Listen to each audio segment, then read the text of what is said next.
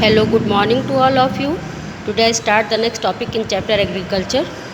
Agriculture chapter में कल हम लोगों ने फाइबर क्रॉप्स के बारे में जो है वो पढ़ा था, कॉटन, जूट एंड सिल्क के बारे में। आज हम लोग एग्रीकल्चरल रिफॉर्म्स के बारे में जो है वो पढ़ेंगे, यानी कि कृषि सुधार के बारे में जो है वो पढ़ेंगे। रिफॉर्म्स का मतलब क्या होता है? सुधार होता है, ठीक। Sustained use of land without compatible techno institutional changes have hindered the pace of agricultural development, ठीक। चूँकि इंडिया में हज़ारों वर्षों से क्या की जा रही है, लगातार जो है वो एग्रीकल्चर का काम जो है वो किया जा रहा है, और कंपैटिबल टेक्नो इंस्टीट्यूशनल चेंज यानी कि अनुकूल प्रौद्योगिकी और संस्थागत सुधार के बिना जो हज़ारों वर्षों से एग्रीकल्चर जो है वो किया जा रहा है, इसलिए एग्रीकल्चरल डेवलपमेंट की पेस में यानी कि कृषि विकास की गति में क्या हो रही है? हिंडर्ड यानी कि बाधा जो है वो क्या हो रही है? पड़ रही है। बिकॉज चूँकि एग्रीकल्चर तो लगातार जो है वो किया जा रहा है, हज़ारों वर्षों से हम इसी लैंड पर एग्रीकल्चर जो है वो कर रहे हैं, लेकिन उसके लिए उसके अनुकूल टेक्नो इंस्टीट्यूशनल चेंजेस जो है वो नहीं किए जा रहे हैं, यानी कि तकनीकी और संस्थागत सुधार जो है वो नहीं किए जा रहे हैं, और इसलिए एग्रीकल्चरल डेवलपमेंट के पेस में हिंडर्ड जो है वो पड़ा, यानी कि बाधा जो है वो पड़ रही है, बाधा आ रही है। In spite of development of source of irrigation, most of the farmers of large part of the country still depend upon monsoon and natural fertility in order to carry on their agriculture. अब हम लोगों के यहाँ irrigation के sources का भी development जो है वो हो चुका है, यानी कि सिंचाई की सुविधाओं, सिंचाई के साधनों का विकास भी जो है वो हो चुका है, ठीक। और लेकिन फिर भी इसके बावजूद भी इंडिया में बड़ी संख्या में जो आपके फार्मर हैं वो इरिगेशन के लिए यानी कि सिंचाई के लिए मानसून के ऊपर जो है वो डिपेंड करते हैं, और साथ ही मिट्टी की फर्टिलिटी को बढ़ाने के लिए, उसकी नेचुरल फर्टिलिटी को बढ़ाने के लिए जो है वो and natural fertility in order to carry on their agriculture, और अपने एग्रीकल्चर के लिए उसके नेचुरल फर्टिलिटी के ऊपर जो है वो डिपेंड करते हैं। जबकि इंडिया में बड़ी संख्या में जो है आज इरिगेशन के सोर्सेज का भी डेवलपमेंट हो चुका है, और बहुत से फर्टिलाइज़र्स का भी जो है वो प्रोडक्शन जो है वो किया जा रहा है, लेकिन इन सब के बावजूद भी बड़ी संख्या में इंडिया के जो फार्मर हैं वो अपने इरिगेशन के लिए मानसून के ऊपर डिपेंड करते हैं और लैंड की या सॉइल की नेचुरल फर्टिलिटी के ऊपर डिपेंड करते हैं। Agriculture, which provides livelihood for more than 70% of population, needs some serious technical and institutional reforms. चूँकि इंडियन एग्रीकल्चर जो है वो इंडिया के लगभग 70% पॉपुलेशन को क्या करता है? लिवलीहुड प्रोवाइड करता है, यानी कि भारत के लगभग 70% लोग अपना जो रोज़गार है या जो अपनी जीविका है वो एग्रीकल्चर से डायरेक्टली या इनडायरेक्टली जो है वो पाते हैं, यानी कि प्रत्यक्ष या अप्रत्यक्ष रूप से इंडिया के 70% पॉपुलेशन जो है वो अपने लिवलीहुड के लिए, अपने रोज़गार के लिए एग्रीकल्चर के ऊपर जो है वो डिपेंड करता है। Need some serious technical and institutional reforms, और इसलिए आज आवश्यकता है किस बात की? Serious technical and institutional reforms की, यानी कि गंभीर प्रौद्योगिकी और संस्थागत सुधारों की आवश्यकता है, क्योंकि भारत की लगभग 70% जनसंख्या जो है वो अपने रोज़गार के लिए किसके ऊपर डिपेंड करती है? एग्रीकल्चर के ऊपर डिपेंड करती है। इंस्टीट्यूशनल रिफॉर्म्स, इसलिए इंडिया में कुछ इंस्टीट्यूशनल रिफॉर्म्स जो है वो एग्रीकल्चर डेवलपमेंट के लिए, एग्रीकल्चरल डेवलपमेंट के लिए जो है वो चलाए गए। Major institutional reforms include collectivization, consolidation of land holding, चकबंदी, development of cooperative societies, abolition of ज़मींदारी etcetera, ठीक। अब इसके अंतर्गत एग्रीकल्चरल डेवलपमेंट के लिए कुछ मेजर इंस्टीट्यूशनल रिफॉर्म्स जो है वो किए गए, यानी कि कुछ महत्वपूर्ण जो है वो संस्थागत सुधार जो है वो किए गए, जिसमें शामिल क्या है? कलेक्टिविजेशन यानी कि सामूहिकीकरण, कंसोलिडेशन ऑफ लैंड होल्डिंग यानी कि भूमि की चकबंदी जिसको कहा जाता है, डेवलपमेंट ऑफ कोऑपरेटिव सोसाइटी यानी कि सहकारी समितियों का विकास जो है वो किया गया, और जमींदारी प्रथा का एबोलिशन, यानी कि अंग्रेज़ों के समय में जो जमींदारी प्रथा थी उससे एग्रीकल्चर को बहुत ज़्यादा नुकसान जो है वो हुआ, और इसलिए जमींदारी प्रथा का एबोलिशन जो है वो इस मेजर इंस्टीट्यूशनल रिफॉर्म्स में जो है वो क्या है? शामिल है। As right of inheritance divide the land holding to very small units that reduce productivity, so land reforms were the main focus in our first 5 year plan. चूँकि हम लोगों के यहाँ क्या है? इनहेरिटेंस का राइट है, राइट ऑफ इनहेरिटेंस है, यानी कि उत्तराधिकार का जो है वो क्या है, नियम है। और इस उत्तराधिकार के नियम के अंतर्गत क्या है, जो आपकी लैंड है वो क्या हो रही है, बहुत ही छोटी छोटी यूनिट में, बहुत छोटे छोटे टुकड़ों में क्या हो जा रही है, डिवाइड जो है वो होती जा रही है। ऐसा क्यों होता है, क्योंकि मान लीजिए कि एक पिता के 2 लड़के हैं, तो उसका जो पिता की लैंड है वो पहले एक ज़मीन है, उसके बाद क्या होती है, मान लीजिए कि उसके पास क्या है 5 बीघा ज़मीन है, तो वो उसके 2 लड़कों में डिवाइड हो जाएगी, तो 2.5 यानी कि 2.5 बीघा जो है वो उन लोगों को मिलेगा। ठीक, इसके बाद मान लीजिए कि उनके भी 2 बच्चे हो जाते हैं, तो वो क्या हो जाएगा 1.25 करके डिवाइड हो जाएगा। और इस तरह से लैंड जो होगी वो क्या होगी, बहुत ही छोटे छोटे साइज़ में हो जाती है, और इसलिए उसकी प्रोडक्टिविटी क्या हो जाती है, रिड्यूस हो जाती है, यानी कि उसकी उत्पादकता कम हो जाती है। बिकॉज जो छोटे साइज़ का लैंड होता है वो प्रोडक्शन के लिए बहुत अच्छा नहीं माना जाता है, क्योंकि इसमें हम साइंटिफिक तरीके से, वैज्ञानिक तरीके से एग्रीकल्चर, मॉडर्न टेक्नोलॉजी से एग्रीकल्चर जो है वो नहीं कर पाते। So land reforms were the main focus in our first 5-year plan, और इसलिए लैंड रिफॉर्म यानी कि भूमि सुधार के कार्यक्रमों में जो फर्स्ट 5-year प्लान चलाया गया था, यानी कि जो पहली पंचवर्षीय योजना चलाई गई थी, उस पर उसमें मेन फोकस जो है वो लैंड रिफॉर्म्स पर जो है वो किया गया। सेकेंड है आपका technical reforms.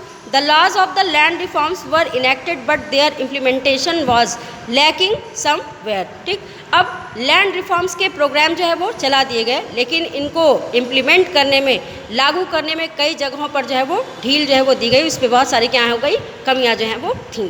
The government of India in 1960s-70s introduced agricultural reform to improve Indian agriculture like green and white revolution. Indian government के द्वारा 1960s और 1970s के डिकेड में, यानी कि 1960 और 1970 के दशक में एग्रीकल्चरल रिफॉर्म्स को इंट्रोड्यूस जो है वो किया गया, यानी कि कुछ कृषि सुधारों की शुरुआत जो है वो की गई इंडियन एग्रीकल्चर को डेवलपमेंट करने के लिए, या इंडियन एग्रीकल्चर को इम्प्रूव करने के लिए। और इसके लिए क्या चलाया गया, ग्रीन और वाइट रिवॉल्यूशन प्रोग्राम जो है वो चलाया गया। एग्रीकल्चर के लिए क्या चलाया गया, ग्रीन रिवॉल्यूशन, जिसको कि हरित क्रांति कहा जाता है, और मिल्क के प्रोडक्शन को बढ़ाने के लिए वाइट रिवॉल्यूशन जो है वो चलाया गया, जिसको श्वेत क्रांति जो है वो कहा जाता है। ठीक, तो इस तरह से एग्रीकल्चर को इम्प्रूव करने के लिए, उसको डेवलप करने के लिए जो है ग्रीन रिवॉल्यूशन और वाइट रिवॉल्यूशन जैसे कुछ प्रोग्राम जो है वो गवर्नमेंट की द्वारा चलाए गए। अब एग्रीकल्चरल फाइनेंस, अब एग्रीकल्चर को डेवलप करने के लिए फाइनेंस की भी जो है वो ज़रूरत होती है, क्योंकि इंडिया के जो ज़्यादातर जो है आपके फार्मर हैं वो क्या है, बहुत ही स्मॉल स्केल के फार्मर हैं, यानी कि छोटे जो है वो क्या हैं, किसान हैं, जिनके पास इतना पैसा नहीं होता है कि वो अपने एग्रीकल्चर में मॉडर्न टेक्नोलॉजी का, मॉडर्न सीड्स का और मॉडर्न फर्टिलाइज़र का, इरिगेशन की फैसिलिटीज़ का यूज़ जो है वो कर सकें, और इसलिए उनका प्रोडक्शन क्या होता है, कम होता है। और इसलिए गवर्नमेंट के द्वारा एग्रीकल्चरल फाइनेंस की फैसिलिटी जो है उन लोगों को प्रोवाइड की गई है।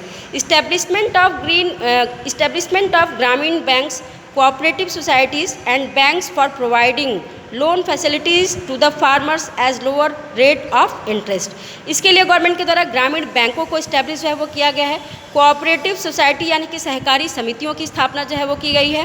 बैंकों के द्वारा भी लोन फैसिलिटीज़ जो है वो किसानों को प्रोवाइड जो है वो की जा रही है। आज हमारे जितने भी क्या हैं ट्रेड बैंक है, यानी कि व्यापारिक बैंक जिसको कहा जाता है, जैसे आपका SBI वगैरह है, ये सब भी क्या करता है, किसानों को लोन की फैसिलिटी जो है वो देता है। So the farmer at lower rate of interest, यानी कि जो फार्मर हैं उनको लो इंटरेस्ट रेट पर जो है लोन की फैसिलिटी जो है वो प्रोवाइड की जा रही है। और इसके साथ ही हर ज़िले में कोऑपरेटिव सोसाइटी और हर गाँव में ग्रामीण बैंकों को भी इस्टेब्लिश जो है वो किया गया है।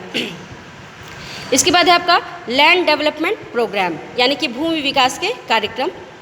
इन the 1980s and 1990s many institutional and technical reforms were made under comprehensive land development programme. इसके बाद गवर्नमेंट के द्वारा 1980s और 1990s के डिकेड में, यानी कि 1980 और 1990 के दशक में जो है कॉम्प्रिहेंसिव लैंड डेवलपमेंट प्रोग्राम, यानी कि व्यापक भूमि विकास कार्यक्रम के अंतर्गत जो है कई इंस्टीट्यूशनल और टेक्निकल रिफॉर्म्स के प्रोग्राम जो है वो चलाए गए। यानी कि कॉम्प्रिहेंसिव लैंड डेवलपमेंट प्रोग्राम के अंतर्गत इंस्टीट्यूशनल और टेक्निकल रिफॉर्म्स के प्रोग्राम जो है वो एग्रीकल्चरल डेवलपमेंट के लिए बनाए गए। Provisions for crop insurance against drought, flood, cyclone, fire and disease, और इसके अंतर्गत क्रॉप इंश्योरेंस का प्रोविज़न जो है वो किया गया, यानी कि फसलों की बीमा का प्रावधान भी जो है वो किया गया। क्योंकि क्या होता है कि इंडिया में जो आपका एग्रीकल्चर है वो एक तो मानसून के ऊपर डिपेंड करता है। जब मानसून अच्छा होता है तो फसल अच्छी होती है। बारिश जब बहुत ज़्यादा हो गई तो क्या हो जाएगा, फ्लड आ जाएगा, इससे भी उनकी फसलों को नुकसान होता है। बारिश बहुत कम हुई तो ड्रॉट हो जाएगा, सूखा पड़ जाएगा, इससे भी उनकी फसल को नुकसान जो है वो होता है। साइक्लोन भी जो है वो अक्सर आते ही रहते हैं। तो इसलिए इन कारणों के अगेंस्ट यानी कि ड्रॉट, फ्लड, साइक्लोन, फायर और डिजीज़ की वजह से अगर उनकी फसल को नुकसान होता है तो इसलिए गवर्नमेंट के द्वारा क्रॉप इंश्योरेंस का प्रोविज़न जो है वो किया गया है, यानी कि फसलों की बीमा का प्रावधान भी किया गया है। Other reforms, other benefits scheme for the farmers are, ठीक, इसके अलावा कुछ अन्य सुधार के प्रोग्राम भी गवर्नमेंट के द्वारा चलाए गए हैं। Kisan credit card KCC scheme for giving easy and cheap loans to small farmers, ठीक, इसके अंतर्गत किसानों को किसान क्रेडिट कार्ड जो है वो प्रोवाइड किया जा रहा है, जिसके अंतर्गत वो आसानी से और सस्ता लोन जो है वो छोटे किसान जो है वो क्या कर सकते हैं, ले सकते हैं। Personal accident insurance scheme for किसान क्रेडिट कार्ड होल्डर्स, और किसान क्रेडिट कार्ड जो होल्डर हैं यानी कि जिनके पास किसान क्रेडिट कार्ड है उन लोगों को पर्सनल एक्सीडेंट इंश्योरेंस स्कीम भी जो है वो किसानों के लिए शुरू जो है वो की गई है। Special weather bulletins and agricultural programme for farmers were introduced through radio and television channel. किसानों की नॉलेज को बढ़ाने के लिए एग्रीकल्चर के एरिया में कुछ वेदर बुलेटिन्स जो है वो टेलीकास्ट किए जाते हैं, और साथ ही एग्रीकल्चरल प्रोग्राम भी जो है आपके, चाहे वो टीवी हो और चाहे वो आपका रेडियो हो और चाहे आपका क्या हो, न्यूज़पेपर हो, जिस सीज़न में जिस फसल को बोया जाता है उसके बारे में किसानों को टेक्निकल जानकारी, टेक्निकल नॉलेज जो होता है वो इनके थ्रू जो है वो उनको प्रोवाइड किया जाता है, जिससे किसान उनके बारे में जानकारी जो है वो ले सकें और अपने फसल के प्रोडक्शन को जो है वो क्या करें, आसानी से बढ़ा सकें। Government also announced minimum support price for various agricultural products like cereals, pulses and others to check the exploitation of farmers by middlemen। Minimum support price के बारे में हम लोग क्लास 9th में जो है वो पढ़ चुके हैं, जिसको MSP कहा जाता है। गवर्नमेंट के द्वारा मिनिमम सपोर्ट प्राइस क्या किया जाता है, अनाउंस्ड किया जाता है, इसको डिक्लेयर किया जाता है कई फसलों के लिए, जैसे सेरेल्स यानी कि अनाज के लिए, जिसमें कि आपका चावल, गेहूं, दाल, सरसों इत्यादि है, ठीक, और इसके प्राइसेस गवर्नमेंट के द्वारा डिक्लेयर जो है वो कर दिए जाते हैं। किसके लिए, फार्मर को मिडिल मैन के एक्सप्लॉयटेशन से बचाने के लिए, यानी कि सरकार के द्वारा इन फसलों का मूल्य पहले ही घोषित कर दिया जाता है और सरकार उसी डिक्लेयर मूल्य पर, उसी डिक्लेयर प्राइस पर क्या करती है, किसानों से अनाज को क्या करती है, खरीदती है, जिससे कि जो गांव में क्या होते हैं, साहूकार होते हैं, दलाल होते हैं, उनके एक्सप्लॉयटेशन से किसानों को जो है वो बचाया जा सके।